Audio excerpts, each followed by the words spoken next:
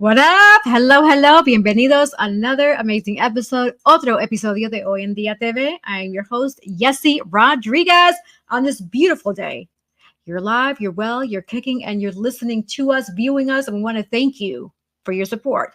Bring on my co-host, Manny Morales. Manny, welcome to the stage. Bendiciones, bendiciones. ¿Cómo estamos, mi gente? How's everybody going? Everything is great, thankfully. ¿Cómo tú estás? Bien, bien. Cansé hoy, so I'm not tired. Good. Nap. Like, I took a nap right before the show. I was like, man, if I don't take a nap, voy a estar cansado, yawning. I couldn't have it for, I guess. Well, you pass it on to me because I'm the one cansada from traveling and I feel jet lagged and How was Cleveland? It was amazing. It was truly amazing. It was a packed house, a beautiful event. We got so much love and support, and it was good. So That's awesome. We were really happy. Awesome. And so we're going to be visiting Oakland, California next. Okay. Make sure you take a strap. Don't wear any gang colors. Stay neutral. Okay. Thanks for the heads up, brother. I don't plan to do that. Thanks. Thanks for the heads up. Que Dios esté con nosotros, ¿verdad? Right, exactly.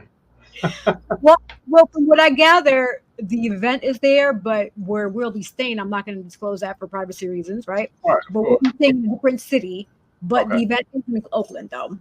Gotcha. So, yes. So for those who want to still grab their tickets and come and watch us, Unforgettable Tour, go to unforgettabletour.com. Also, you can go under the National Alzheimer's Association. There should be a section where it says Unforgettable Tour. If not, you can also Google Unforgettable Tour Alzheimer's Association, and it'll pull up the website as well, where you can get your tickets. But in addition to Oakland, California, we're going to be going to Atlanta, Georgia. We're going to be going to Maryland, I believe it's Baltimore, and Detroit, Michigan. And yes. When y'all coming to Atlanta? I want to say is in 2 weeks. So Atlanta is going to be in 2 weeks. Yep. I might try to slide out there. That's not far from you. 5 hours. Like 5 hours from here. Oh, it's not bad. Okay, well then, hey, that'll be dope. Yeah, come to Atlanta. Yeah. But other than that, I mean, everything is great. Staying busy, pushing the show, pushing content. You and I working together with what we got going on with Hoy en Día and helping it grow. So shout out to all the supporters, the listeners, the viewers, the sponsors. For those who want to be a part of, sponsor the show, we'll give you love, we'll give you promotion. Just hit us up, hoyendiatv@gmail.com. Manny, how is everything going with the financial planning and financial literacy? It's going good.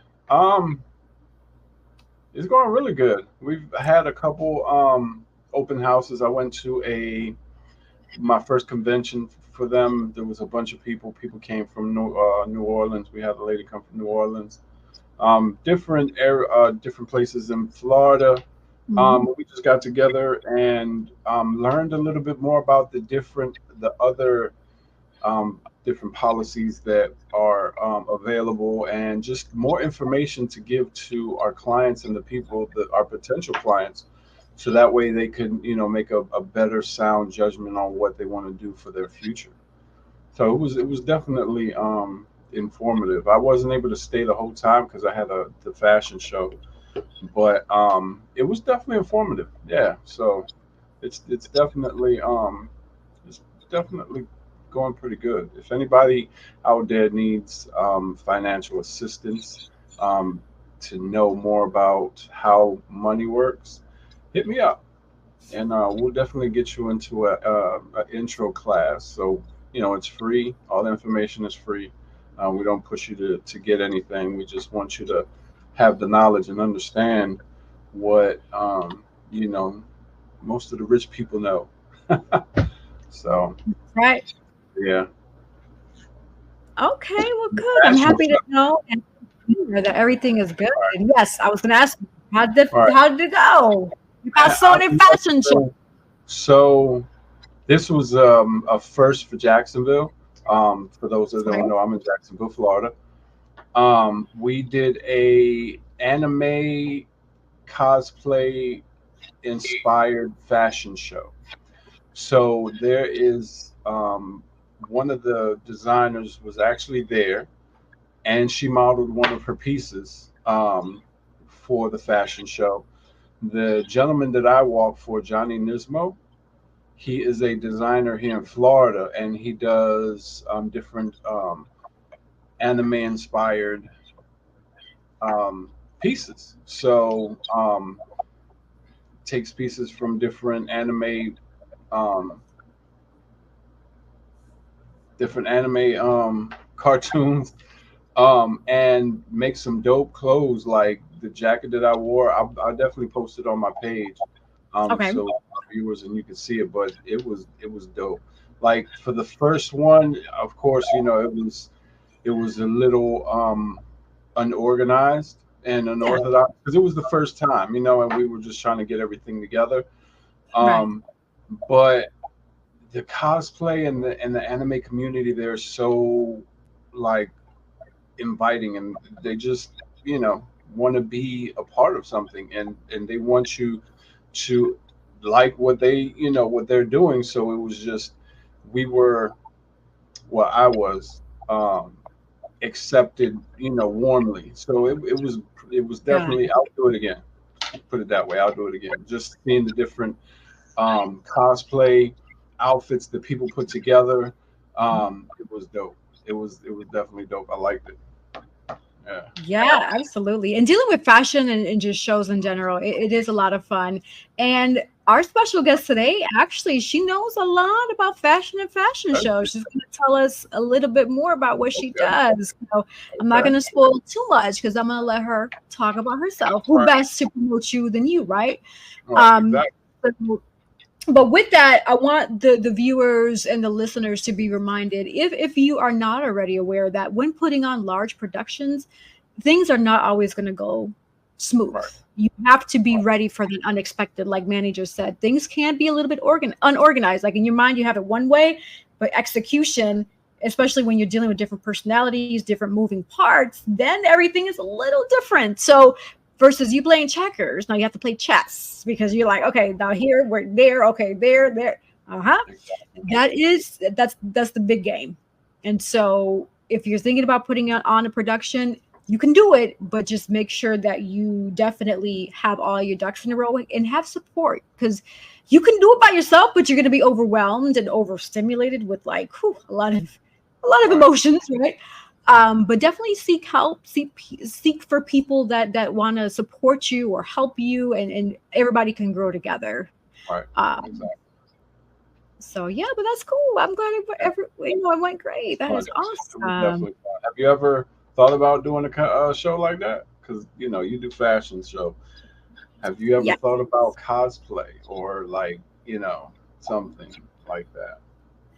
So not necessarily cosplay, but I do have a lot of fashion ideas in my mind that I've been documenting on my phone, like speaking. I do the voice recording so I can stay fresh because I have a gazillion different thoughts and minds about just everything that I do, whether it be fashion or acting or productions or workshops that I want to do or traveling.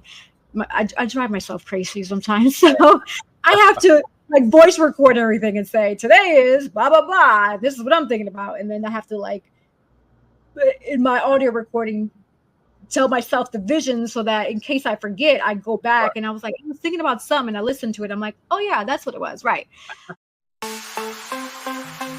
Sponsored by Divine Beauty and Accessories. That's the only way I could keep myself organized. Because if I jot it down, some people say you could jot it down, but jotting it down, I mean, you can easily lose it. At least with your phone, if you request it to be like uploaded to a cloud or save it to a special file, Right. double back what you've recorded, then 9 times out of 10 it should still be there, unless Right. something catastrophic happens, right? But nevertheless, yes, I am thinking about putting a production together very soon. I Cool. have some really dope ideas that looking around, I haven't seen pretty much not a lot of people do what I'm thinking about doing. So I'm excited Ah, about that. We'll yeah, see. I was gonna ask you, but I see that you're being secretive, so I'm just not gonna ask. I'll tell you offline, but Yeah. I want the world and the people to see when I deliver it, so that way people know, like, oh yeah, yes, he did that first, and then Right. But yeah, well, that's awesome. Well, without further ado, since we are on the Yes. topic of Yeah. fashion, we're going Let's to invite figure on out. our special guest, Fatima Smith. Welcome to the. Hola. Hola. How are you guys? Good. How are you? I am excellent, thank you. And I thank you so much, Yessie and Manny, for having me You're on welcome. your show on this evening. I truly appreciate it. It is an honor and my privilege to be here. All right. Thank you for Thank coming. Thank you for coming. Yes, absolutely. Thank you. We appreciate you and being here with us. We're definitely excited. We know it's going to be another amazing one because so far all of the shows have been really dope, and this one is no exception. It's going to be dope as well. So yeah. So tell us, who is Fatima? Fatima Right. Smith. Oh my goodness. Um, We have an Fatima hour. is multifaceted. I mean, I run out of stuff because I keep adding on and keep adding on, and I don't know how to do one thing and stick to just that one. So just pretty multi-versatile, multifaceted. So I'm a retired model. I modeled from I started modeling, if we needed to go all the way back from childhood. I started modeling at age 12 under the Frank Hatchett tutelage. If you guys do not know who Frank Hatchett was, may he rest in peace. But please Google him. But I started under his dance company and performing arts school in Springfield, Massachusetts. So that's my roots. That's my heritage. I do reside in North Carolina now. Been here for 34 years, but I'm from Springfield, Massachusetts. And I am so thankful and grateful that at 12 years old, my mother enrolled me in the Frank Hatchett Performing Arts School because it was there that I started really developing my skills as a model. I did tap, I did ballet, I did jazz, I did acrobats. And so when we talk about performing arts, I've been doing that, since a child, but even beforehand, I've been in the arts industry as a whole all my life. I remember being 5 years old and reciting a poem by Langston Hughes on a television show called Heritage Corner. So, this is kind of like who I am and what I do. I don't know anything outside of the arts and entertainment industry. Ah, that's dope. I like that. Thanks. So, how was it? So just so our viewers would know, like, where did you model? Like, what was that like for you? The journey. Yeah. Okay, so we can go back as far as being 17. I entered my first pageant, the Miss Massachusetts Teen USA pageant. I was one of very few Blacks. I was going to say African American, but I'm just going to keep it real. One of very few Blacks. It was a wonderful experience to be on a platform of that was that prestigious. I did not place or win, but just to experience what being a part of such, was like at 17 years old was amazing. So when you guys look at the state pageants and, it goes on to the Teen USAs and then the Miss USAs and the Miss Universe and all of that, that world is a whole vibe, like we say today, and it's a different world. It is very different from straight runway or what I have come to do. Pageantry and runway fashion shows has its similarities, but they're very different as well. But it all teaches you, it grooms you, it trains you, it prepares you for your next. It's not just about a pretty face and a nice body and, designer clothing. Is so much more than that. It's what you learn from the experience as a whole. And you get to, showcase who you are, your creative side, what you do, your gifts and your talents and things of that nature. And so at 17, that was my first experience. And so again, I had already started modeling at 12. 1982, I was 12 years old.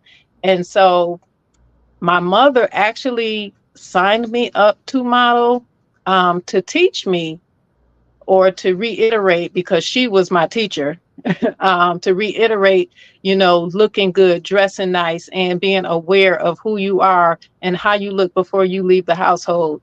My mother didn't play any games. I'm going to tell everybody that right now. When you lived under her roof, you took care of yourself.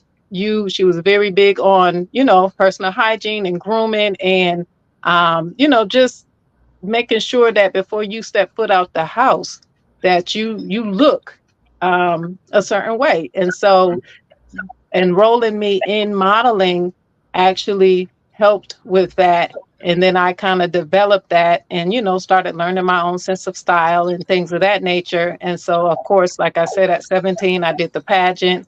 And then I moved down south to Greenville, North Carolina in 1990. I had my first child at 21.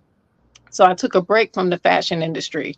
Okay. I had my next child. I have two right now at 23. And so I had a boy and a girl. And so fashion took a back seat to raising kids, obviously. So I didn't do anything in industry until 1998, when this whole internet modeling thing popped off. Mm-hmm. So, the internet was fairly new. And internet modeling was definitely not a no, but no one had done it prior. So in 1998, I was on a site. I stumbled across a site called BeNoticed.com. And literally, if you wanted to get into the fashion or modeling industry, you would upload. Back then, we were just laughing, some colleagues of mine, how back in the day we had slides, we had the film, of course, and then it went to floppy disk, and so I saw models' pictures on the website, but I'm like, how are people putting their pictures on the website? And then I saw one Black girl out of Flint, Michigan, never forget, because this is how I got my start as an internet model. I saw a Black girl out of Flint, Michigan, and I messaged her in the inbox, like, how do I get myself on this site? And of course, she was like, you scan your picture and you upload it. And, all that was new terminology to me in 1998. So I was doing photo shoots, but I'm like, how do I get it on the internet? And so she kind of walked me through that process of scanning my pictures, putting them up there. And when I did, it just took off. I was being sought after by all kinds of photographers from all over. People were actually asking me, did I have merch? In 1998, merchandise, like, do you have posters? Where can I get t-shirts and coffee mugs of you? And I'm like, of me? Like, who wants to, me? Like, that was unheard of then. Of course, now everybody and their mama have merch, and we're our own brand, and we got, to get our name out there and our face out there. But in 1998, I had no clue. I had, of course, done fashion shows and stuff locally, and I did not know about this internet world, but I promise you, it catapulted me to other dimensions. I started working with local photographers. I started just doing print work and runway simultaneously. Mm-hmm. So I favored glamour style modeling.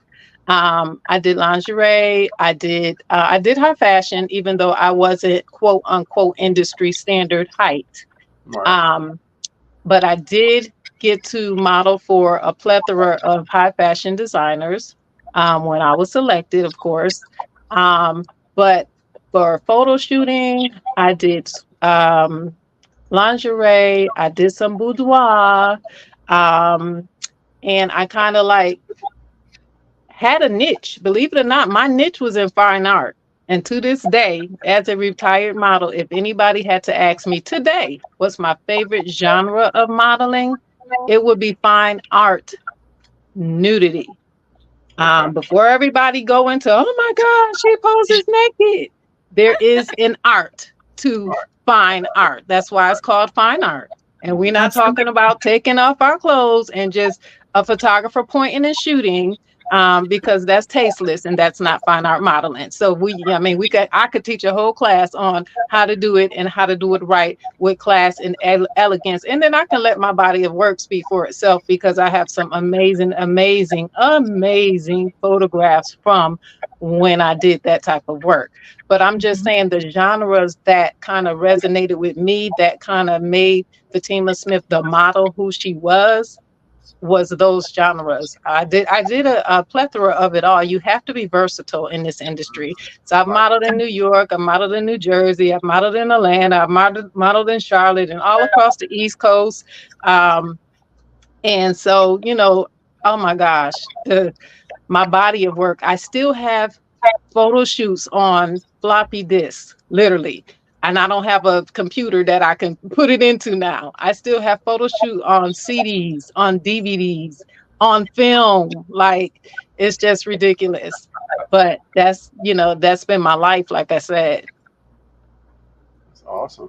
I'm glad you just differentiated between just nudity modeling and yes, art, because a lot of people, like you said, they'll confuse that. I mean, it's a good thing that you gave that diverse definition. Yeah, so I would like to say to anybody that is dipping and dabbling into modeling or wanting to get a start and you just don't know like what you want to do, you have to find out what your niche is and what you want to do. And it's okay, absolutely okay. As a matter of fact, it's imperative to do you. I did an event. My very first FSmith Productions events were called Do You, because you have some models that do swimwear, you have some models that do bridal, you have some models that only do urban, you have some models that only do high fashion. They don't do no glamour, they're not doing no lingerie, they definitely not doing fine art, and that's okay. Everybody needs to be okay with their own body, with their choices in life and whatever it is that they choose to do, and they need to be the best and the most secure at what it is that they're doing. And it's okay that I do swimwear and you don't. It's okay that you do bridal and I don't, right. And that's where the Do You photo shoots events started becoming. And like I said, there's a difference, but I would implore people to find out about your niche, get to learn it, learn the business of it, and not just want to do it. I teach models how to become a model.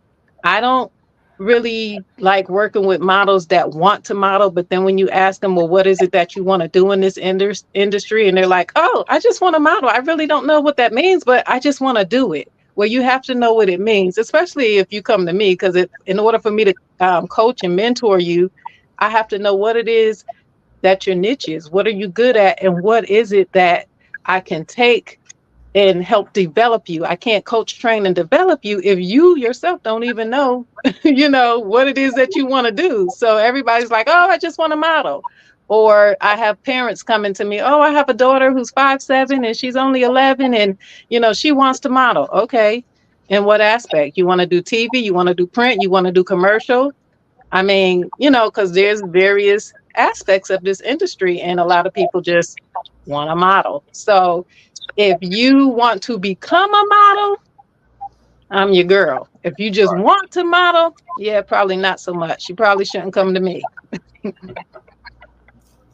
Yeah, you've been saying some amazing just things in general, dropping a lot of nuggets, and a gazillion questions just popped up in my head. So going back, let's go back to the very beginning when you were telling us the story about how you began and how your mother put you in it.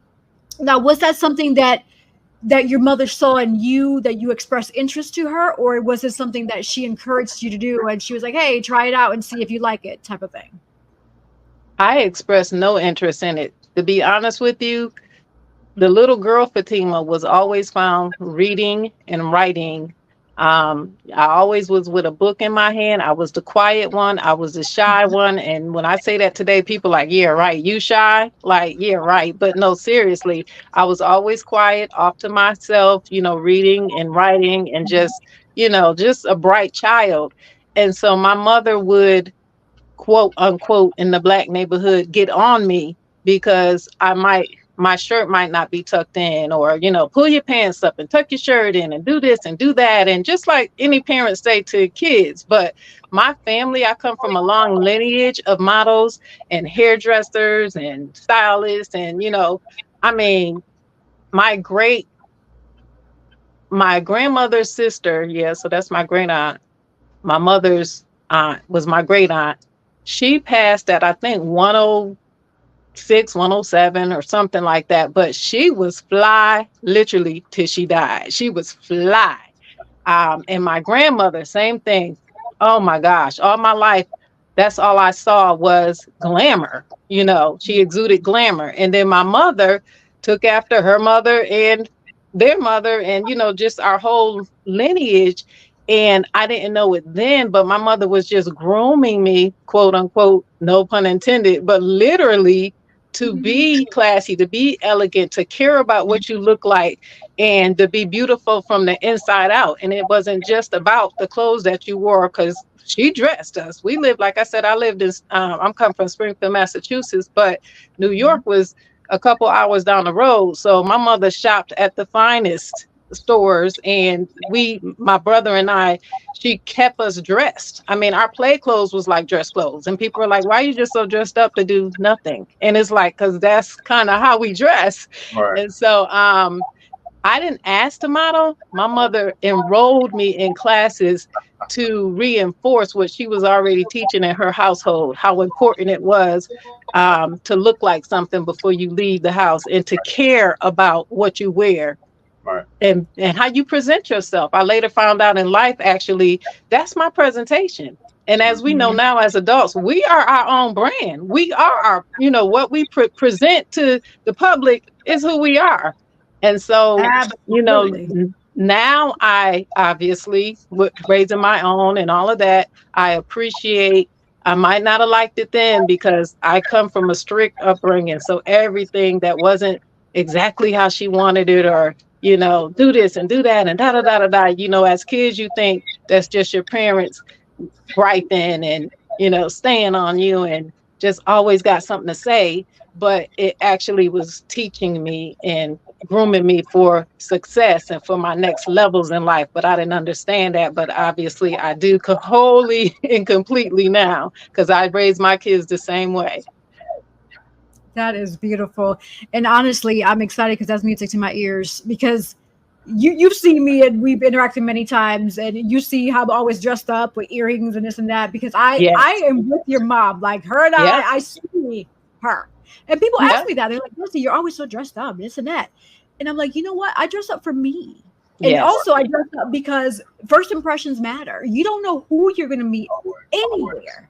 Absolutely. So you always want to put your best foot forward, because that's the impression that they're going to have of you. My philosophy is this: if you go out to a job interview looking like you rolled out of bed, what is that going to tell that potential employer? Or even if you're going to a modeling agency or what have you, if you don't take yourself serious, how do you expect me to take you serious? Because you're not taking yourself serious.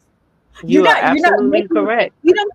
So I see that too. When I see people that are not bringing their best foot, that tells me they're not taking themselves seriously. So I want to take you serious, but if you're not taking yourself serious, how can we make this work? You know what I'm saying? And it does make a difference. It makes a world of difference, because like you mentioned, even on a job interview, it could come between, you who wore sweats and a t-shirt to somebody who had the common sense to dress up in business wear to a business opportunity as a professional. So it absolutely makes a world of a difference. But let me just stop here to compliment you, Miss Lady Chica. Oh my gosh. Everybody know you are beautiful to look at, your aesthetics, your whole makeup, and who you are. But if they know that about you, then they know equally that you're just a beautiful person. But I've never seen you not well put together, ever. And as we are sitting here, stating how important that is, I will say that you exemplify that. And I appreciate every time we've worked together. I appreciate every set that I've been on, that I've seen you at, because you stand out in a room.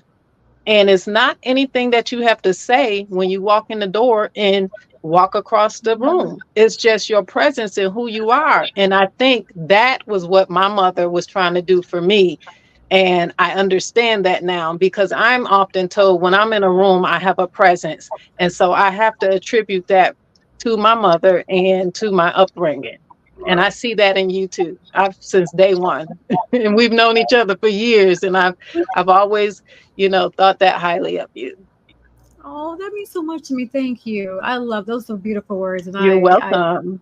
Gonna make saying you cry. that. You are amazing. I know, right? I'm all like, and I love that, because you know me inside and out. And that's another thing that I'm glad that you brought up, because a lot of people are quick to, when they see you or they see me or they see Manny, somebody that's, we're put together, they're quick to judge us and say, oh, they're stuck up, or oh, they're this or that. Whoa, pump the brakes, buddy. You got to get to know us. Right. That's right. Get to know us, Exactly. So And don't hate because I care about myself and I love me and I matter. Don't hate me because of that, Absolutely. And so for the viewer and the listener that's listening to this, then if you are one of those people that are quick to judge like that, where you see the person, you're like, oh, they're this or that, please pump the brakes. Give that person a chance. And also take that time to self-evaluate. Why are you so quick to make that comment? Why are you so quick to prejudge without getting to know that person?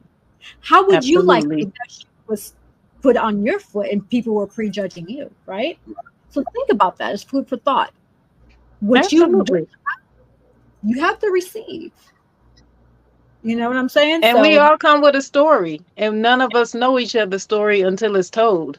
Like I said, I've been down south for 34 years, and there's very few, literally very few people that really know where I come from, and how far I've come. I mean, being down south alone from Massachusetts, just the whole north and south, way of doing things, and just being no family and just finding my own way and raising kids. And everybody has a story. And so you can't judge anybody and you don't even know their story. So. Absolutely. I agree with you wholeheartedly. With you, when you were a younger model, in the 17s, 18s, teens, going into the young adulthood, I don't know if you ever encountered situations where they may have looked a little like iffy, right? And the reason I'm asking that is because a lot, like you were mentioning earlier when you were speaking, a lot of people want to get into modeling, but there is the good and there's also the bad, and people need to know both. Yes. Not everything that glitz and glammy is going to be glitz and glammy. That's right. So for a young person in that situation where they see this amazing opportunity, but they're young, they're excited, they want to go for it, but they're like, oh, I want to go for it. And then they hear the voice like, whoa, do your research, do your homework. Yes. What is that food for thought that you would share with them to make sure that they are like, this is a good opportunity or the right opportunity for them? Well, I'm going to use us for an example. The grown up today, us. You have to eat, sleep, live, breathe this, not just this, but whatever it is that you want to do in life. And it has to be your passion. Because a lot of models say, oh, I want to model. Then you put them in their first show with the hustle and the bustle and the changing clothes and the different designers and the hair and the makeup, and they're overwhelmed and they're like, oh, I didn't know it was going to be like this. Right. Well, yeah, it's like this. So that's a whole nother part of doing your research, finding out what your niche is, and really having it already as a passion before you do it. Because I've experienced a lot of people that have done it, and about a few months in, they're like, oh gosh, this is too much. It's overwhelming. I didn't know the whole hustle and bustle of the backstage of a production, big or small, the stuff that goes on backstage, the little nuances, and the makeup artist didn't show up, and now you got to do your own face, and the hair lady didn't come today, and you don't have, all of that stuff. This is a business first and foremost. So definitely get with someone that teaches the industry and not just put you in shows. That's not teaching you the business of the industry. Right. When I do consultations, I actually talk industry. When I do classes and sessions and courses with models, we do book. I take them to school first. Before you even get on my runway, when you're trained by me, it's all industry training, learning the business. And then I need to see you on the runway and see what you have. And then I can start shopping you around and giving you opportunities. But if you don't know the business, this whole industry going to swallow you up and spit you out. And then you're going to be feeling deflated because Right. you've exuded so much time and energy and money and buying clothes and hair and makeup and all this stuff. And then you know, don't think it's for you. It may be for you and it may not be for you. So it may be for you, but you just need the right team of people that's going to help coach, train, and develop you. And on the other side, it may not be for you. And that's okay too. What I won't do is train and pour into you and don't see where it's going anywhere, but I continue to take your money and teach and train you. And I don't feel like we're getting anywhere. I'm not going to do that. But I do know agencies and other entities that as long as you're paying them, they're going to keep trying to, shop you out there. And I don't think that's right. So that's against something morally that I don't do. Who am I to say you will never be one and I can't, this is not for you. I would never tell a model this is not for you. But what I will do personally is if I'm pouring into you and you're not catching on, I'm not the one for you. Right. Absolutely. I just appreciate you like doing that for people, because a lot of people these days, they just want that money and they don't care if the person gets a job, as long as they put money in their pocket, and then they'll put them in front of photographers that are creeps, what I'm saying, and are trying to do it. And I'm pretty sure, I'm new to the modeling industry, but I'm pretty sure you and Yessie have dealt with some creep models. Sponsored by author Manny Morales. Just having you as a mentor and Yessie as well, just, showing them that, look out for those creepy photographers and don't ever go to a photographer's studio or whatever alone. Make sure you bring somebody with you, stuff like that, that the new, especially the younger female models. I mean, yes, there are some male models that, will get taken advantage of, but it's mostly, so I definitely appreciate you and for, bringing that to the new models that are coming out now. You're absolutely right. Absolutely right. If a photographer tells you you cannot bring a companion or your parent, anybody to their set, run. There is no reason why a professional, anybody should say that no one can accompany you. Now, there is a difference because I have shot photography. I kind of like laid it down for a little while. It's taking a backseat to other things, but I don't allow people on my set when I'm working one-on-one with someone. But as far as somebody bringing you there to make sure that this is everything that you said it would be, of course that's allowed. That's for your safety and your protection. And I don't care how good the photographer is or how professional they say they are. Hence, when I started internet modeling, somewhere along the way, the terminology GWC came into play, guy with a camera, because as the business started getting more and more vast and, everybody and their mama wanted to model, there were pervs with, and they still are, and they're called guys with cameras. If you ever hear the terminology GWC, stay away from them, because anybody can pick up a camera and point and shoot and say that they can take you places and give you opportunities and all of that. But that's where that research come from. You have to ask them, who else have you worked with? What else have you done? And show me some credentials and where's your resume? And you have to study. They need to show themselves approved by you. Don't be so quick to get excited because you saw a nice picture.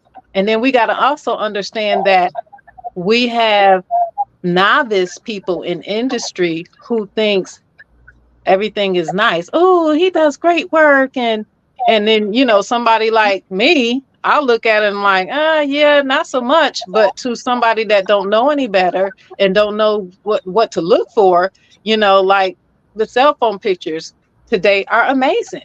And there are people who really do great work, but is this their profession? And are they really who they say they are? Or did you just see a nice picture and you're like, oh my gosh, he wants to work with me? No, you have to do your research, and they need to make themselves approved. You need to approve. And if you don't know what you're doing, get somebody in industry to help you make those choices. Because, as we know, you're talking about scammers. Yeah, the scammers are out there. The pervs are out there. They always have been. There's nothing new under the sun. None of this is anything new. I was born in 1970, and this was going on long before me. So there's always been people that uses their cameras as a ploy to lure. And so, we need to be very mindful of that. Right. And I'm really glad you brought that topic up, and we're talking about this because that is something very, very important that I want the audience and listeners to take into account. If you want to get into the industry, or you might already be in the industry, or maybe have a loved one, these are some of the things you have to take in mind, because there's a lot of sex trafficking that I've heard come out of situations like modeling, acting, etc. That's where you always have to do your due diligence, do the research. Make sure this booking opportunity, is it truly legit? Who is this person? Where's their resume? Mm-hmm. These are things, and like Fatima was saying, that you have to look into to make sure that this is truly legit, because this could be a life or death situation for you. Or the manipulators. This is another thing I've heard of, where they're putting you into different things great. But then it's starting to get riskier and riskier. Oh, can you go here? Can you go there? But where's money in my pocket? Because I got to start getting paid. Absolutely. You can still do stuff for, what is it called? The TFP. But eventually you're going to gain more knowledge and experience. You got to start getting that money. Let's talk about TFP. Because again, I came into anything you guys want to know about the today. I was already there.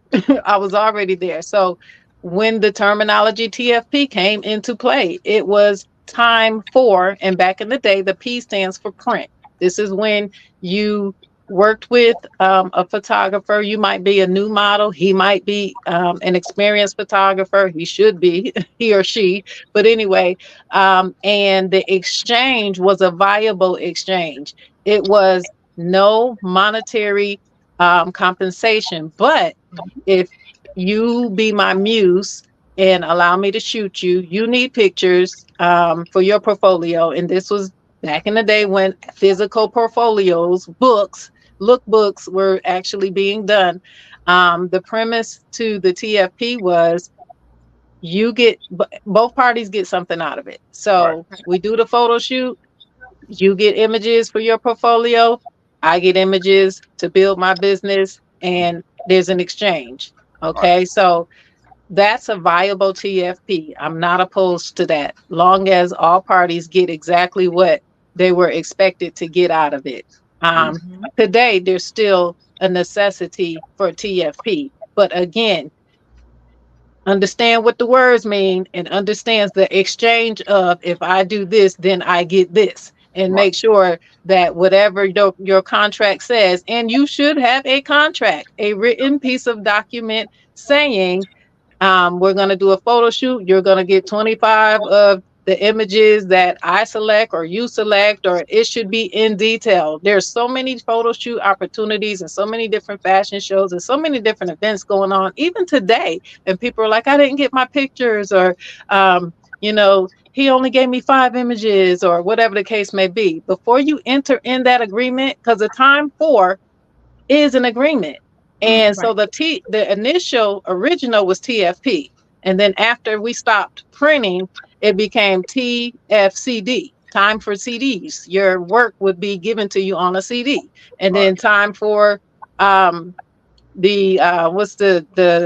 video, time for video. People started getting, videos. And so it evolved. But the point is, before you even agree to a TF anything, it needs to be in writing. You need to know exactly what you're going to get out of this shoot, this show, this deal, whatever it is that you're collaborating on. It needs to be in writing. That way there's no mishaps. There's no, he didn't fulfill his end of the bargain and I did, and I bought all these clothes and I did all of this and I did all of that, but I only got 2 pictures. I mean, so Right. there definitely need to be a contract.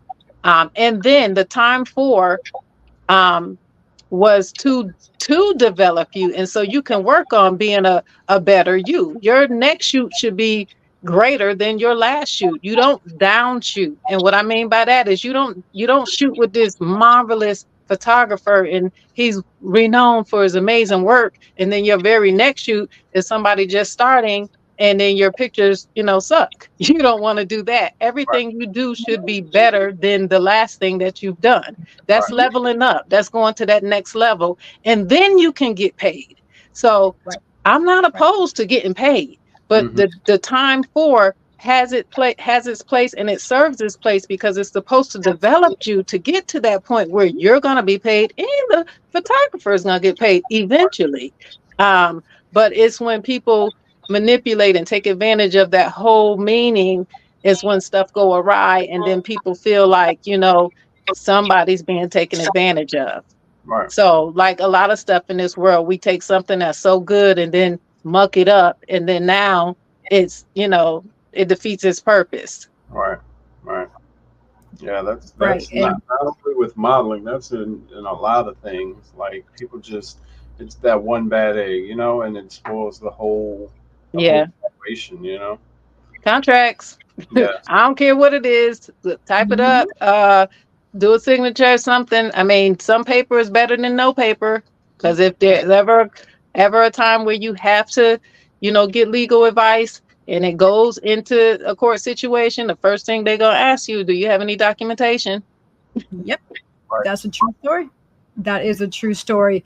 And also with the time for print, because I still use the old school terminology, time for print. You're investing your time for that print, whether it be a digital print, a CD print, a floppy disk print, whichever type of print, you're still getting something, right? That's right.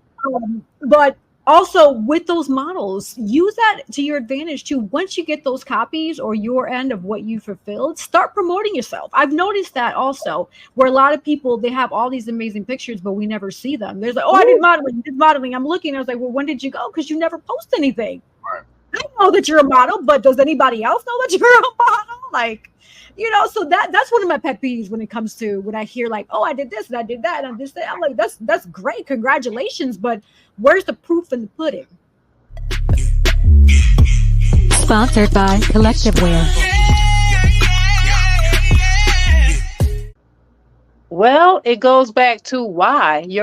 Why are you doing this? Are you doing this for hobby? Are you doing it for likes on social media? Or are you doing this because you're trying to learn and grow and level up to go to that next level to do this professionally? So as we know, everybody have their different reasons, and a lot of times it's really somebody's family member or best friend or whoever, like, oh girl, you tall and you pretty, you should model. Oh, you got long legs, you should model. Or it's other people deciding for people what they should do, and they don't even know industry for themselves. And then they get their daughters and their classmates and all these people into doing something, and they really didn't know what all of that entailed themselves. So it's not a game. Now it's fun. As we know, it is fun. You get to meet a lot of people. You get to, work with an amazing array of different people in industry, professional people. But if you're trying to do this as a serious business, then your work should reflect it, and there should be some sign. So no one should be able to come and say, oh, I'm a model to anybody, because the first words people are going to say, okay, show me what you got. Do you got comp cards? Do you got a lookbook? Like, let me see your work. Right. And like, yes, he was saying, where is your work? I did this amazing photo shoot in Paris. Okay, where is it? Is it in a magazine, or is it on Facebook, Instagram? Where's your work? You saying this is what you do, but there's no proof. And another thing I want to say about that is, me personally, I wouldn't consider Facebook a platform for building yourself as a model, or trying to get a career. Now, again, me going way back and, you know, having been noticed on Be Noticed, and then there was MySpace, and then there was Model Mayhem, and then there was One Model Place, and there was, you know, those places online that are catered to the industry. That's where your work should be. Right. That's where your work should be. I would not dare, and I'm just speaking from me, and I know this is a new day in time, and I'm retired, so not my business, but I would not dare post lingerie pictures of myself on Facebook, boudoir, fine art. And I said my fine art is classy. Well, I don't do it anymore, so of course I wouldn't put it on there anyway. But the point is, that's not the platform for that.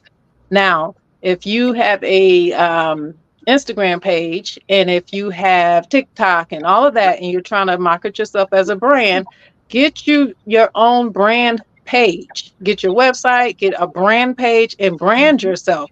But just having, you know, lingerie pictures and just all kinds of any kind of pictures just out there for likes, that's not telling me that you're serious about your craft and that you're really trying to get somewhere in this industry. That's telling me that you just like taking pictures. Right. And to be honest with you, that's okay too, because there's photographers that just like taking pictures. Mm-hmm. But how far are you going to go with that? Again, what's your purpose? What's your why? Why are you doing this?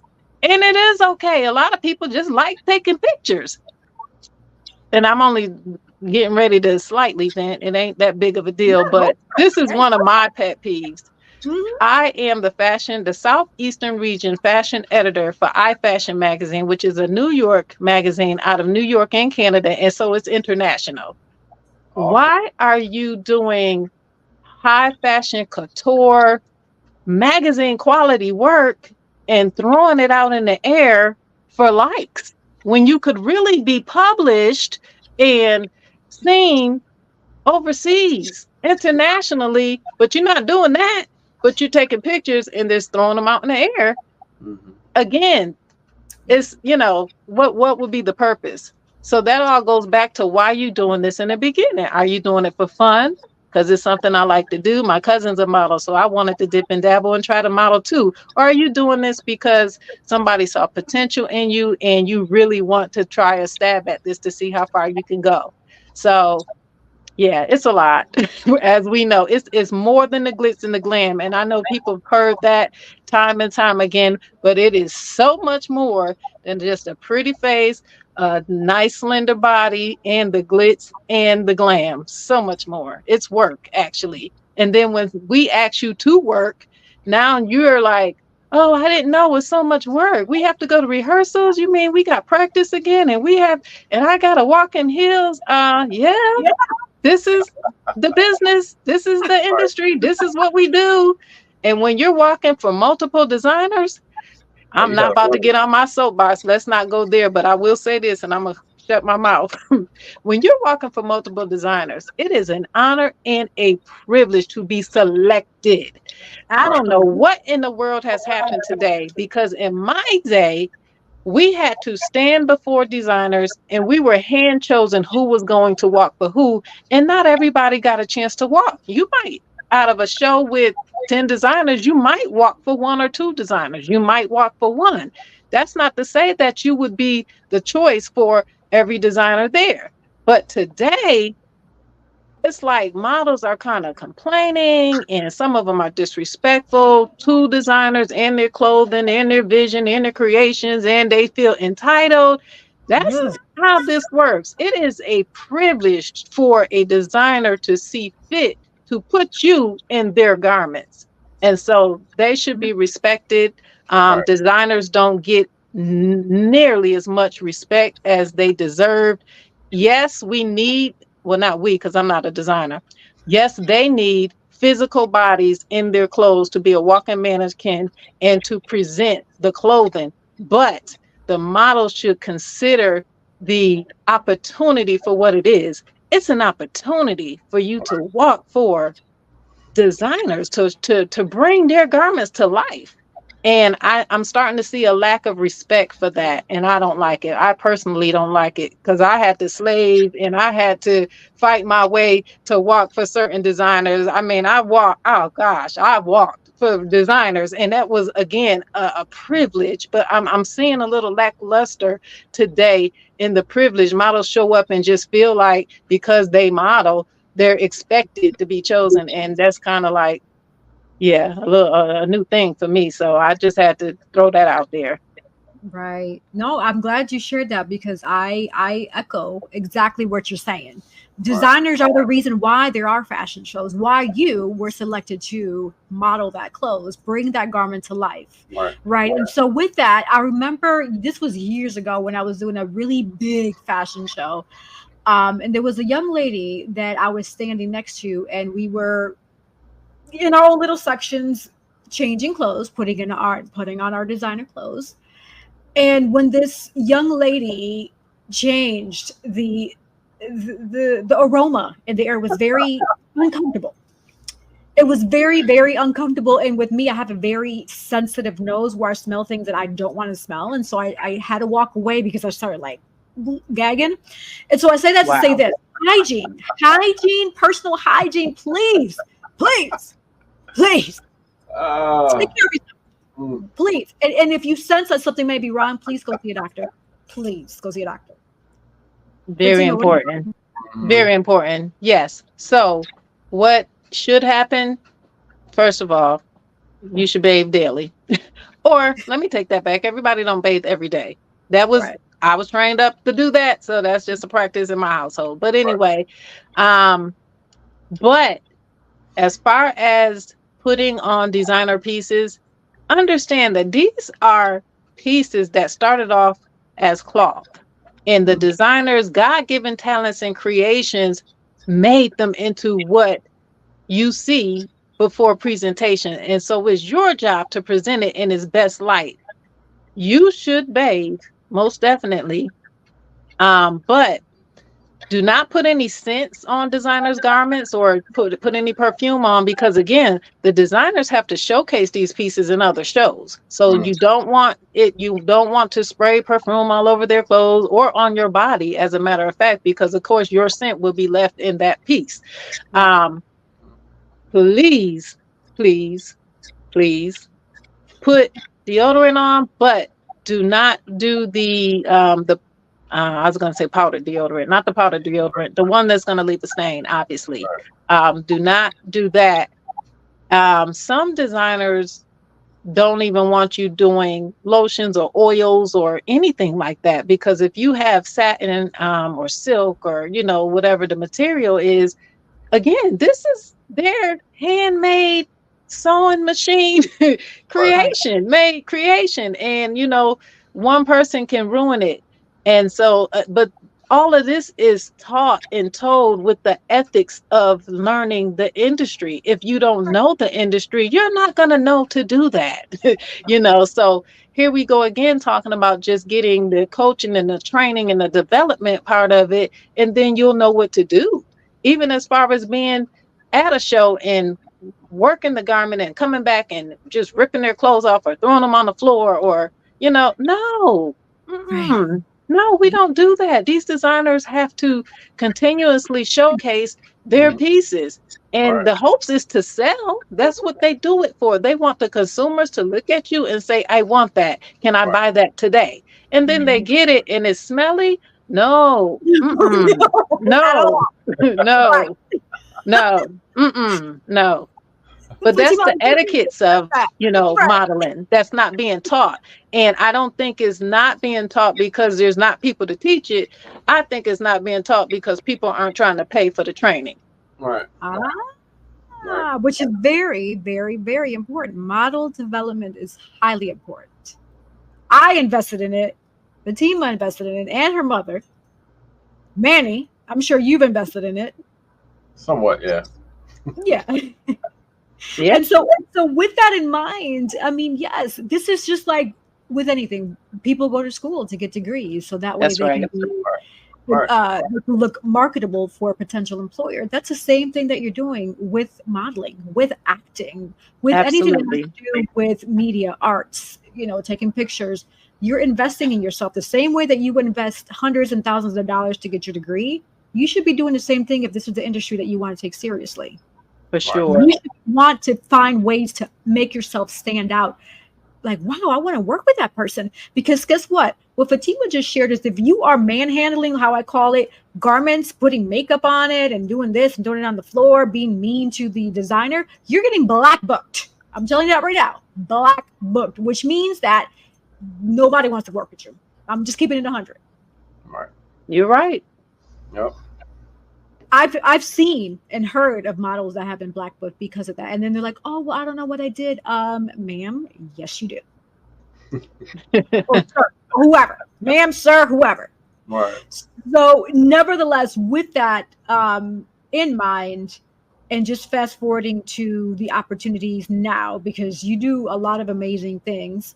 So I know you do the fashion consulting, right? In the boutique.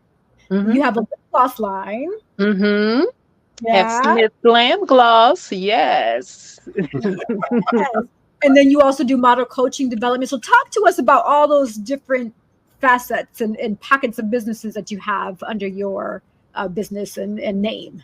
Okay. So FSmith Productions actually came about because I worked for one of my dear friends in industry for a very long time, and kind of just was the right arm to somebody else's company. And although, there was a time where that was my place, at some point in time, I felt like I needed to venture off and become my own brand. And so I did that. And like I stated earlier, I started off with events called Do You. So I started off doing photo shootout events. I did one downtown Raleigh at an old club. It's a warehouse type club. The Office. I was gonna say I forgot what it was called, but it actually was called the Office. And so I had I had maybe like 10 photographers, maybe like, I don't know, 20 models and, hair to makeup, everything. And so that was my first photo shoot out event, and the work from that, totally amazing. I don't really want to start calling out names because I will ultimately miss somebody, but I do want to give a shout out to somebody very special who's no longer here with us, Mel Brown. I actually, for anybody that know or knew Mel, should I say, I got him started with shooting models. He's always been a photographer from a child because his daddy taught him that. But I got him into doing photo shoots and, shooting fashion shows in the fashion industry. And he just became a mogul. And so rest in peace, Mel Brown. He was one of my photographers at the photo shootout at the Office downtown Raleigh. Derek Clegg, have to give him a shout out. He's no longer with us. He was another mogul. Oh my gosh, Derek's work was outstanding. And, long list of people. But anyway, that's how I first started FSmith Productions. It was doing photo shootout events. I did a photo shootout in the mountains. It was, oh gosh, what's the name of that city? Black Mountain, North Carolina. Took a group of models, took photographers, the whole shebang. And so I started off doing that. And then it turned from photo shootouts to runway production shows. So FSmith Productions started doing productions. And so I actually did a stint of 12 months at a place in Raleigh called Betty's. It was a jazz lounge. And every single month for a year straight, I did a fashion event based on a different cause. So, back in the day, I was doing modeling just because fashion was fashion. But being the Christian that I am, I heard a word from the Lord, and he said, you will no longer do shows and events just for claps and applauses. You will do meaningful, cause-worthy events where people would leave getting much more than what they came for. And so that catapulted me into doing an event called Fashion Fridays. Happened one Friday out of each month for 12 months. I did events on poverty awareness and homelessness. I did events on autism, I did events on cancer and lupus, and every single month had a different theme. Suicide, domestic violence, which spent off another group of models and actors that I have called Models and Actors United. I started doing domestic violence related skits, not to glorify, of course, the epidemic, but to show people in their face how something so simple as like a guy checking his girl's phone or vice versa, and saying things that's inappropriate, and next thing you know they're fighting and somebody's being abused, and so I take true to life for instances that are pretty sad, but it happens. It's real. So you can't dumb it down. You have to show it. And so what we do is we do a 15-minute skit called Not That Girl, and we showcase it. And it's real and it's in your face, and, as to show people what not to do in relationships. But so anyway, like I said, the Lord himself changed my trajectory when it comes to fashion. And I do stuff in an atypical way now, where it has to have a cause-worthy meaning to everything that I do. No longer are we doing events just for somebody to say, oh, wow, that was a dope show. Oh, my gosh, the models were amazing. But what did you leave with outside of just that? Did you leave with something deposited into you? My events have guest speakers. My events have musicians. My events have spoken word. So FSmith Productions started to turn into an arts entertainment company, because I do incorporate the spoken word and the Rip the Runway style modeling show with the artists and things of that nature. And God is just like taking it to amazing heights. And since the pandemic, though, I personally have not created an FSmith Productions event, but I have been showcasing, actually, or presenting, shall I call it, designer pieces. I have two colleagues. One is El Antonio Resort Wear Collection, and that is from my editor-in-chief of the magazine that I'm a part of, iFashion. He has a line called El Antonio, and I present that in fashion shows on behalf of Lloyd Crawford. And then I work with a lady out of she's out of Kenya, but she lives in Raleigh, and she's a vendor. So she has African clothing, and she doesn't do fashion industry. She sells the clothing so she can help feed the villages, the families from where she comes from. So she imports the clothing, or she goes over there and gets them from the ladies in her village, and then bring them back here, and she vends, and I do fashion shows. So that's another way of sending the kids in Africa to school and putting food back on their tables. So again, today, fashion production and shows and things of that nature have a whole new light, compared to how I got started and what I used to do. Now it's all for such a higher purpose. So then all of this is under the guidance of FSmith Productions. So I started with the photo shootouts, and then I started, teaching and training, and then producing and kind of doing my monthly Fashion Fridays. And now I present, like I said, on behalf of designers, and I have the FSmith Glam Gloss. My granddaughter, who you guys will see on another show some other time, but my granddaughter is an author now, and she became one at 9, and she's 11. And her book is about having the first day of school jitters for kindergartners or preschoolers that's kind of nervous about going to school. And she has a powerful message about having the courage from within to try something new and different and make new friends. And so, I've been pouring into her and promoting her book. Now, that isn't an FSmith Productions event, but that's still another way that we're giving back to the community, and that she's encouraging other little kids to, not be scared or nervous. And so, yeah, I do a lot. I'm a certified life coach. I also own a travel business. So yeah, it's a long list. I still teach, I still train, I still coach, train, develop. Um, and I'm gonna die eating, sleeping, and breathing the fashion industry because that's all I've known all my life.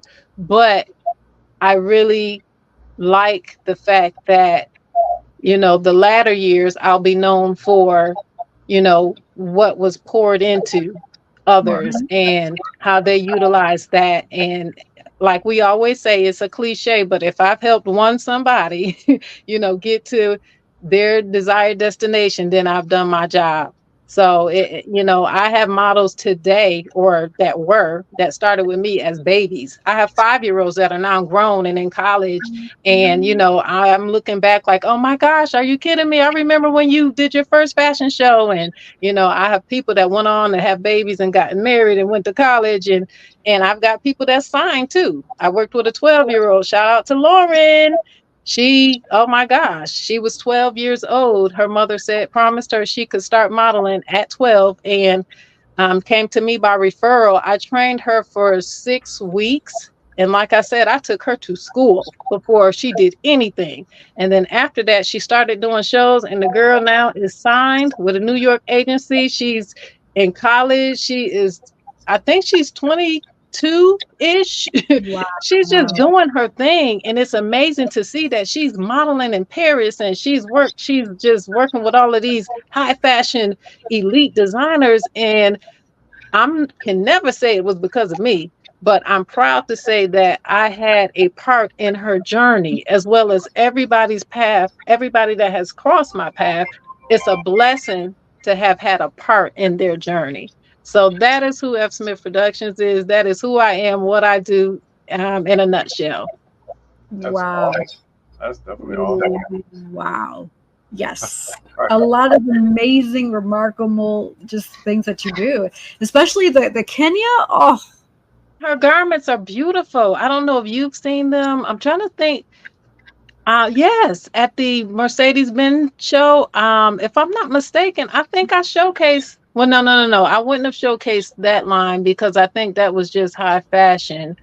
I did the dresses. You wore my dresses. Well, not mine. Lloyd Crawford's. You did. Yes. You shot in El Antonio in the black and white. Yeah. But yes, just awesome. wow. Yeah. You do some many amazing things. That's the reason why we have you on Oyendia TV, because the goal is to motivate, inspire, entertain, enlighten, and just give you all food for thought. Right. Because sometimes a lot of us are just so in that negativity. It's like, whoa, let's pump the brakes. You don't have to be in that negative space all the time. Get yourself out of it. See the positive side of what you think is negative, because any negative thing that you think is negative is actually showing you or trying to show you something for you to learn, grow, develop, and be a different, better person than what you were yesterday. Yes. All right. We're gonna have to have you on for part 2, ma'am, because I still have a lot of questions. And it's this is getting juicy.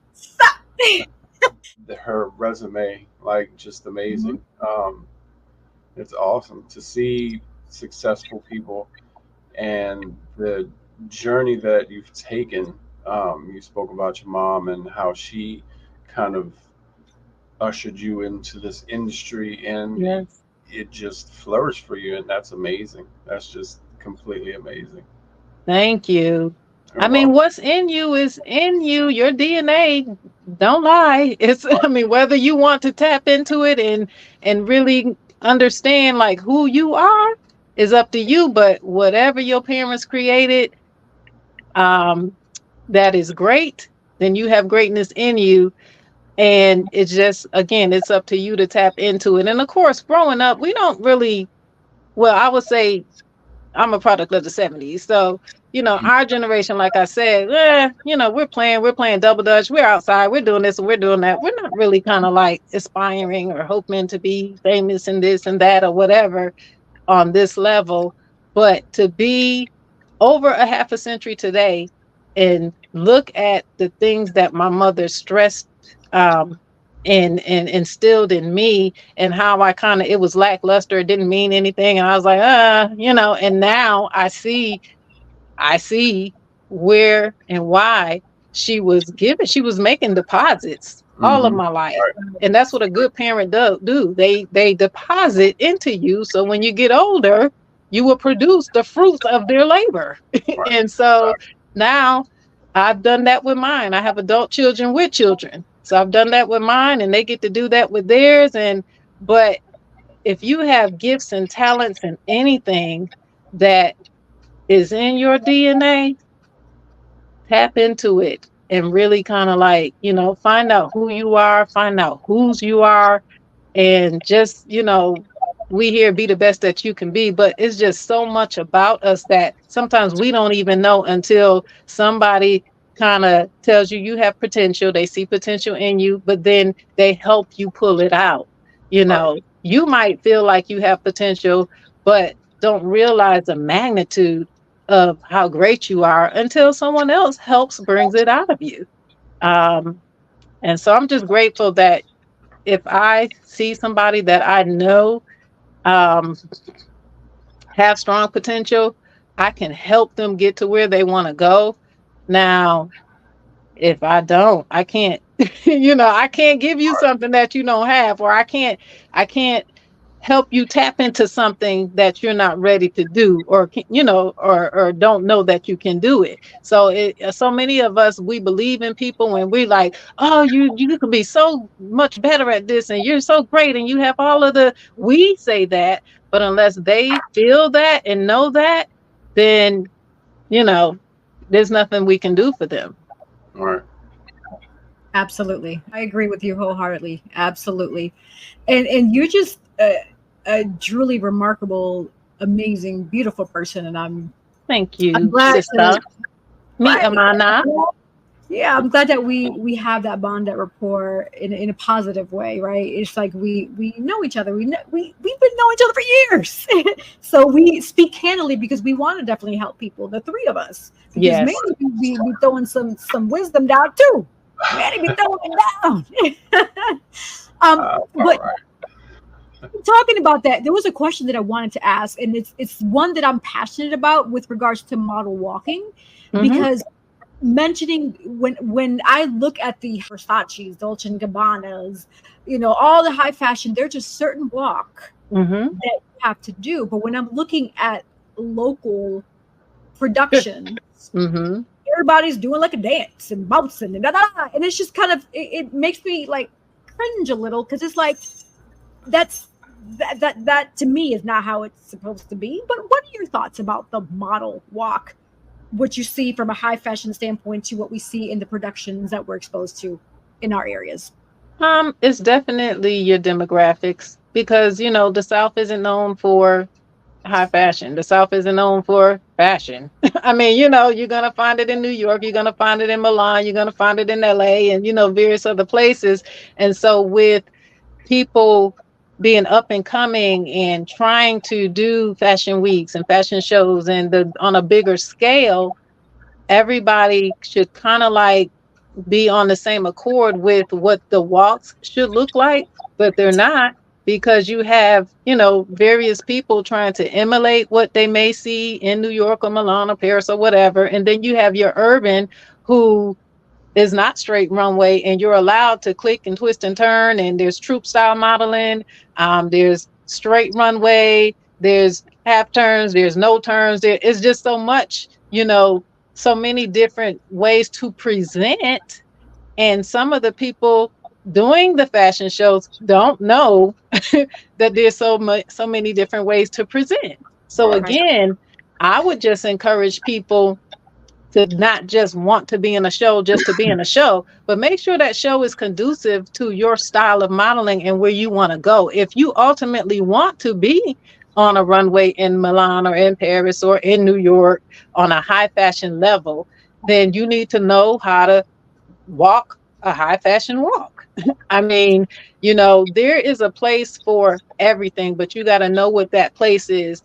I teach SAS, and I'm not saying drop it like it's hot and get up and do the splits and do a somersault and all of that. You better not ever do that on my runway. But I do teach confidence and showing personality and, the alternating shoulders and the little sass with your hips to a minimum. We not, a lot of models, oh, I'm going to kill it. And and a lot of times what your version of killing it is killing the energy. And it's not cute. And see, I'm one of few that's going to tell you it's not cute. And no, don't do that. And we don't get to the T and drop it and pick it back up in a designer couture garment. No, we don't. First of all, we don't do that at all. But we definitely don't do that in a designer couture garment. So find out who you're walking for. Find out what type of walk they want you to present. And a lot of times that should be told, obviously, in your casting, in your audition. You should know what they're looking for. And it is very good to be well-rounded and well-versed in the various styles and various genres of walking.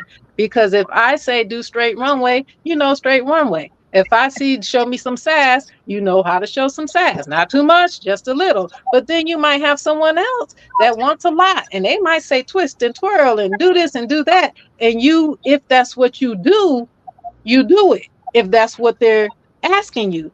But if that's not what you do, don't do it. And that's okay to say, I don't do that. I only do straight high fashion style runway if that's what you do. So I'm just a true believer in sticking to what it is that you want to do in this industry, staying true to that, but at the same time being versatile. You want to be chosen if this is what you want to do, to walk for urban, if that's your thing. You want to be chosen for swimwear, if that's your thing. You want to do bridal, if that's your thing. But in bridal, you're not going to do an urban walk in a gown, So you have to know the differences. And again, all of this is taught, but who's being taught and who's paying for classes? So I don't know if today I can honestly say, I don't know what's being taught, because some of the shows that I go to as a new age pioneer in this industry, I can't go back to, the greats. But as being doing this for over 25 years, I cringe in my chair at some fashion shows. And I'm like, whew. But again, you really can't fault the models if they're not being taught. You can't fault the producers or the designers if, they are teaching or telling a model to do this, and then they get on the runway and feel themselves and do something different that you didn't expect. And you're like, oh my gosh, no, she didn't. Oh no, not in my clothes, So, but it all goes back to finding out what you want to do in the industry, learning about what it takes to do what you say you want to do in industry, and just being the best you can be at that. That way it opens up potential for you to be booked more often. The whole name of the game is to get bookings. So if you do high fashion and you're really good at it, guess what? You're going to be booked for high fashion shows. If you do, and again, troop style modeling, for those that don't know, that's collegiate style modeling. And there's a place for that. But you're not going to do collegiate style modeling, like I said, when you're walking for David Bridal. You know what I'm saying? So you just got to know, you got to be versatile, but you got to know when to do what. And I hate to say it because I'm 34 years down here, quote unquote, down here. But down here, you see a lot. It's not universal. And it's kind of up to the producers to set the tone for their show. And that happens at castings. And unfortunately, everybody that goes to a model casting, everybody can't be chosen. The whole purpose is to select the best people that will showcase these designers' clothing. And if you are not the best at showcasing the designer's clothing, you probably shouldn't get chosen. And it's not a personal thing. That's another thing, that's been going on since the beginning of time. Models feeling maybe inadequate or a sense of not worthy if they're not chosen. You are adequate. You are worthy. You just wasn't the look or the fit for that particular event at that time. That does not mean that you can't audition again for another show, or, you know, or get better at what it is that you're doing with feedback. So all castings should have feedback. All models should leave knowing something. You know, you shouldn't just, in my opinion, you shouldn't just leave a model casting with the anticipation of waiting, did I get chosen or did I not, or whatever. You should leave with something like a follow-up. You know, we'll get back to you in a couple of weeks and let you know if you're chosen. You're going to receive an email. You're going to get a phone call, something. You shouldn't just ever go to a casting and then just be left hanging. But you got to understand, just like in competitions and anything else in life, everybody's not going to be selected. And that's just the name of the game. We want the top, best people. And that's not to say that newbies are not included, because you can be a newbie that just started and can kill the runway and you've never done it before. And then there's somebody that's been doing it for 10 years that's not even at your level. And I will be the first person to say, I just helped out backstage. Shout out to Swanetta. On Friday night, actually, at the Black Film Festival in Winston-Salem. Fashion show was amazing. Swante Designs, awesome designer, amazing. But anyway, there was one particular model, and I'm always not necessarily in scout mode, but when you go to a fashion show and you see models that just have it, as a producer, as a mentor, as a coach, as all of that, I get excited. I'm like, ooh, I don't know who she belongs to, but I want her. She is just awesome. I want her. I'm already envisioning designers that I know she's going to kill their garments because I just seen her kill it in this show. So after the show, I asked the girl, you know, well, first of all, I told her how amazing she was. And she's like, oh, this is my first show. I'm like, no way possible. No way possible. That was her very first show. And I promise you, a trained eye would not know this girl had never modeled on the runway a day in her life. When I say she was classy, she was elegant, she was high fashion, she was beautiful, and she displayed the fabrics and presented the garments amazing. And that's my point. You could just start today and the audience don't even know that you just started and be just as good as the ones that's been doing it for years. Right. Absolutely. Yes. That's amazing. Food for thought. Shout out to that young lady. Her name, I don't want to mess it up. Yeah, so I won't try, but she is, oh my gosh, she just has it. And as somebody who know industry, you know, when you see somebody that just has that it factor, or that wow factor, and this one, she does.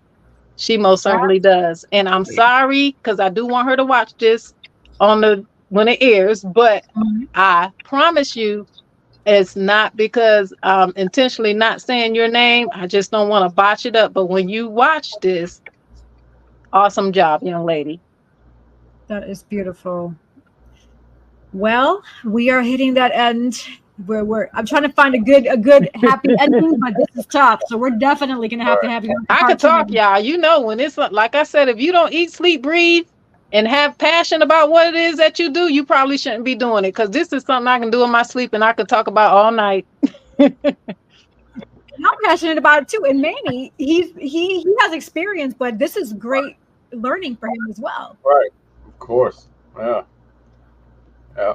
So with the closing, we always give our guests the opportunity to say last minute words and also help promote you, your brand. So for those who want to work with you, want to seek you out as a coach, a mentor, patronize your business with the lip glosses and other things that you have to offer, how can they find you? They can find me on Facebook. There's 2 pages. One is Fatima Smith, and that's just my personal page. The other is FSmith Productions. I also have a new name that I'm branding, which FSmith Productions is going to follow under. That's in the works right now. It's I Am Fatima Smith. So I'm taking everything I do, the life coaching, the lip gloss, the production, everything I do, the Models and Actors United, and I'm putting it in one place under I Am Fatima Smith. So right now, I have a square page, and that is I am Fatima Smith .square.site. You can see my lip glosses. You can schedule a consultation with me if you're interested in modeling, and my granddaughter's books are up there as well. So we're working on some things where everything's going to be in one place under the guidance of I am Fatima Smith. I am still old school, so I'm savvy with the internet and some of the new age things, but not really all that good at it. Looking for an assistant, so plug, shout out if you can help me. But I do need to keep my FSmith Productions page current and updated, as well as my Instagram. I am on Instagram, FSmith Productions on Instagram, but it's not current because all the hustle and bustle and everything I have going on in life. FSmith Productions is Fatima Smith. A lot of people don't know I'm one person. So although I have this entity, I do a lot of the work, all of it. It would, unless it comes a point where I pull my team together, of course, and then we work together. But for the most part, FSmith Productions is Fatima Smith. So I need help keeping my pages updated. I have the content, I have footage, I have videos, I have stills, I have photo shoots, I have a lot. But if you are out there and you are into brand marketing, or what do they call it today? The social media, the content creators. Content creator. I need you. I have the content. I just need help with keeping it relevant to the people. So yeah, holla at me. Holla at me. And I would definitely appreciate that a lot of people, I primarily do a lot of Facebook, but I don't really kind of brand myself as much as I should. And that's just because, again, I have a lot going on and I need some help with that. So an assistant would be, it would be mutual necessary. Oh, okay. Necesita. Thank you. Yes, that's awesome. Manny Morales, your turn. Where can people find you? You are author. You have a lot going on as well. And you always have some amazing last minute words. I'm excited to hear about it. Yeah. Like I always say, don't let the fear of failure overcome the righteousness of success. You see our guest, like she's been, it's a legacy that she's continuing with her, the modeling in her family, and she just made it more amazing than it was before. And you could do it too. Don't feel like you are limited to your surroundings and what's going on in your day-to-day life. Like if you have that dream, or if you have that spark or that idea, make it happen. You can make it happen. You're your own worst critic, and you're the only one that can make things happen in your life. Don't let others influence your ideas or your thoughts or your dreams. Only you could make it happen. You'll have help along the way, but only you could make it happen, So you can find me on Facebook and Instagram, author Manny Morales. My book is on Amazon. But you could inbox me if you want a autographed copy. I also do financial education if you want to learn how money works and try to set something up for your future. Hit me up. Like I'm a brand ambassador, like just a bunch of stuff, So yeah, you stay hustling. That's yeah. How about you?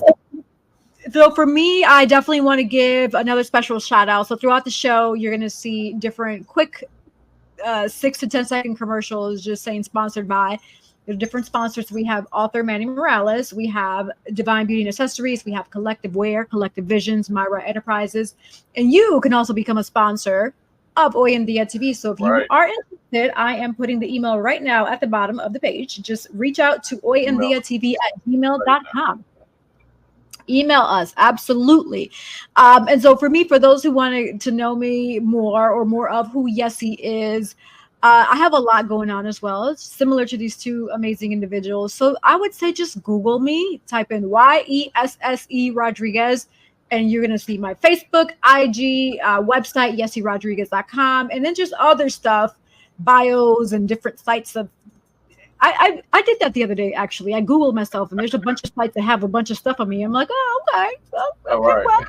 Somebody cares. So I appreciate whoever's putting up information about me. Right. Not all of it's true, but hey, at least I'm in somebody's mind and thoughts. I see the positive in that. So nevertheless, shout out to all of you who are, just supporting us, the show. We always have amazing guests, and it warms my heart because this was the vision that God put in my brain to say, to have Hoy en Dia, because again, the goal is to motivate, inspire, enlighten, educate, and entertain, which with each episode, we want that for every viewer, every listener. We need it. We need those doses of positivity. We need that different mindset to get out of the doing what you always done. Try something different. Don't do what you always done, because guess what? If you do what you always done, you'll get what you always have. But if you want something different, think different. Shift mind, right? And that's what I encourage you as a viewer to do. If you have a goal in mind, whether it be acting, whether it be modeling, anything you want to do, a business, it can be done. But as you've witnessed with the three of us here, it takes a lot of hard work. Right. It takes determination. It takes creativity. It takes support. It takes sleepless nights, investments. There's just so much that goes on. But I will say this, the reward is going to be so much greater. So much greater. And as we're witnessing here with our guests, with myself, and with Manny, we all have our own legacies we're creating. We inspire to be amazing people each and every day that we wake up, because that's our purpose. So what is your purpose? That's my question to you. Because the sky is never the limit, because the galaxies are endless. Thanks for watching Hoy en Dia. Until next time. Yo.